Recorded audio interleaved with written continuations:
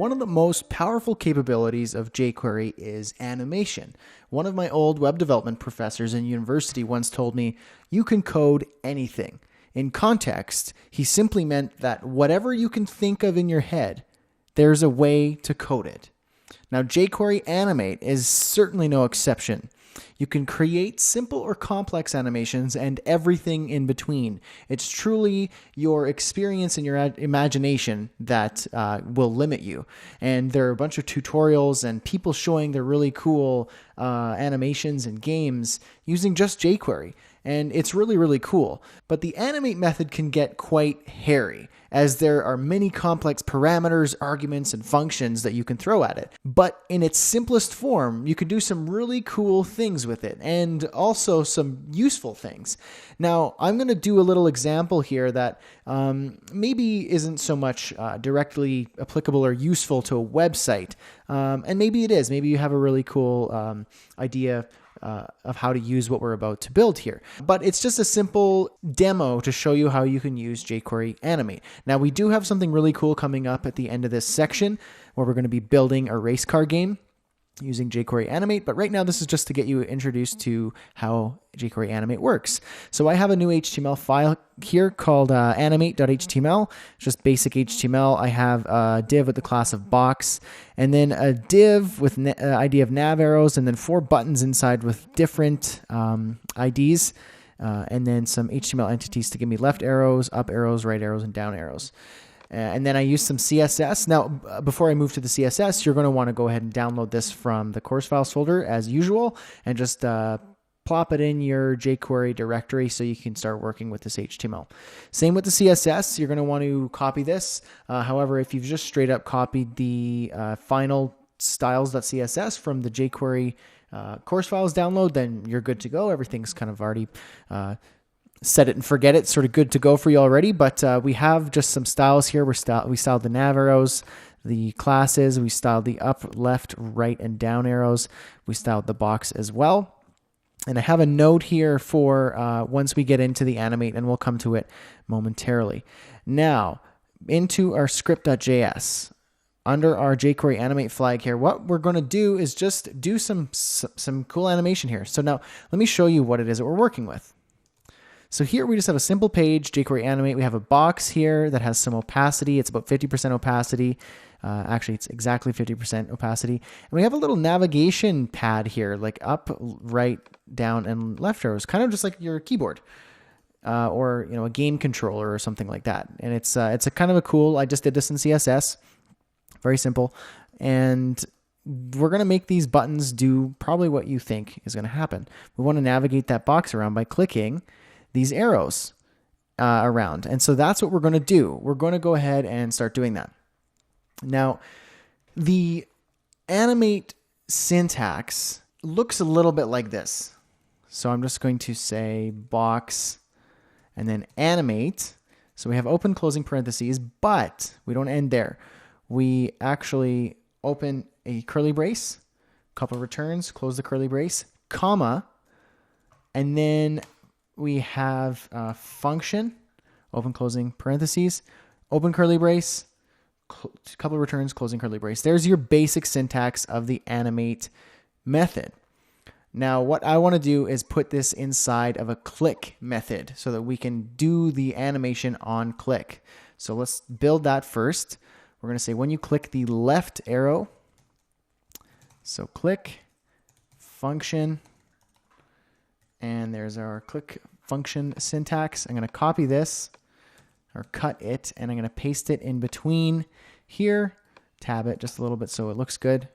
There we go. So we have box, animate, and then right here is where we modify our properties, our CSS properties, in fact. And in here is what happens when the animation is complete, if you choose to do any sort of functions or jQuery, further jQuery once the animation is complete. Now, what you want to do here is you're basically going to select some CSS properties, but you're using JavaScript. I believe it's JavaScript syntax or language keywords to access that CSS. So some of it's the same, like for example, left is the same, but things like border, left, uses camel case, or border left color, border left style, or things like margin, top, and so on and so forth. It's using not the exact same syntax or keywords as CSS. So I'll provide you a link to the official jQuery documentation so you can see what those keywords actually are. But we're just going to work with a couple right now. So I'm going to say, when I click the left arrow, I want that box to go to the left. So I would say left, and then colon. And then in strings, double or single, whatever works for you, we're going to move it 40 pixels. But we need to move it 40 pixels to the left. If I were to just to say this, 40 pixels, it will move 40 pixels to the right because it's a positive value. So we need to move it a negative value to the left. So let's see if that works and see what happens.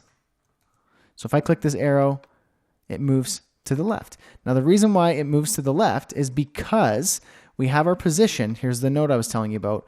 For position properties to work in jQuery Animate, you need to make sure the element being animated has a position property defined. If I took away position relative and try this animation again, it wouldn't work because left, you have access to that property because it has a position.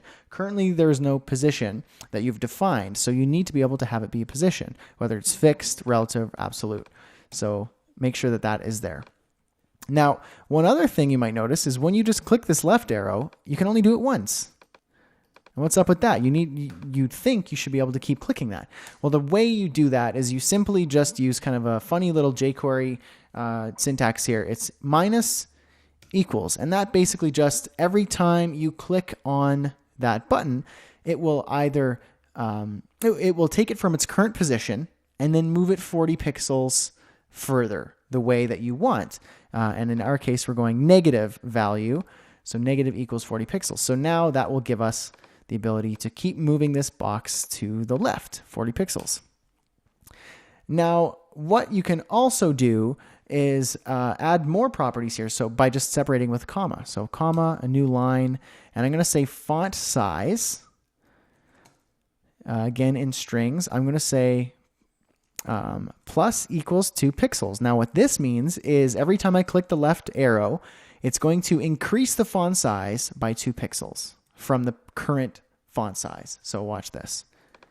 Keeps increasing the font size, 2 pixels. You can see it's getting bigger and bigger. Now, I want to also make those other arrows work. So we've already done most of the work here. We just need to copy and paste this a few more times. So 1, 2, and then 3. And we just need to change some values and some properties. So we're going to say the up. When you click up, we're going to animate the box upwards. So we're just going to say top. Negative equals 40 pixels. So we're going to go up 40 pixels each time we click it. And instead of font size, I'm going to play around with opacity. So let's say every time we go up, we want the opacity to increase by 0.01. Okay, now what if we just tried that out? So I'm going to click up. Opacity, you see, is getting, well, it's increasing. So we have more opacity there, or less opacity, however you'd want to say that. It's becoming more solid, less see-through. Now we want to play around with the right click arrow as well. So what we're going to do is keep the left property. Instead of saying minus equals 40, we're going to say plus equals 40. So it's going to increase the value 40 pixels from what it is currently set at. And we want to do the opposite with font size. We want to minus or equal 2 pixels. So we can do the opposite of what the left arrow does. So it's decreasing the font size and moving it to the right. Now, if I press this way, it's increasing the font size and moving it to the left. Kind of cool. Now the up does this, it does what we told it to do. Now we just need the down button to work. We just select down, and you probably already know what to do at this point. I'm just selecting the top property, and plus equals 40, and then the opacity, we're going to say plus equals, or actually minus equals 0.1. We want to remove the value a bit so it gets more opaque or less opaque. I don't really know the proper terminology. More see-through, less see-through. So here we go. We have our little simple animation. You can move this box around wherever you want it. And you can see, depending on where you move the box, we have the font size or the opacity changing in value.